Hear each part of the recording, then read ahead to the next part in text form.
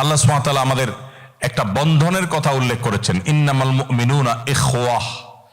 নিশ্চয়ই সারা পৃথিবীর সমস্ত ঈমানদারেরা, সকল মুমিনেরা সবাই পরস্পর পরস্পরের ভাই। একজন মানুষ তার আপন ভাইকে যেরকম ভাই মনে করে, একজন অপরিচিত, ভিনদেশী, ভিন্ন ভাষার, ভিন্ন পরিচয়ের, যার সাথে হয়তো ব্যক্তিগত আপনার পরিচয় নেই, শুধুমাত্র তিনি মুসলিম, আপনিও মুসলিম, তিনি ঈমানদার, আপনিও ঈমানদার, এই সূত্রে আপনারা পরস্পর পরস্পরের ভাই, আমরা পরস্পর পরস্পরের ভাই। এই তিনটি শব্দ, ইন্নামাল মুমিনুনা ইখওয়াহ, নিশ্চয়ই সন্দেহাতীত ভাবে সকল ঈমানদারেরা ভাই।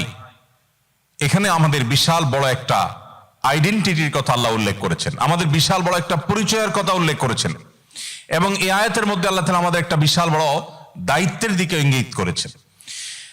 যখন গোটা পৃথিবীর সমস্ত মুসলমানরা আমরা পরস্পর পরস্পরের ভাই, অতএব আমরা পরস্পর পরস্পরের কল্যাণ কামনা করব এবং পরস্পর পরস্পরকে যত বেশি সম্ভব সহযোগিতার মানসিকতা আমাদেরকে ধারণ করতে হবে, লালন করতে হবে।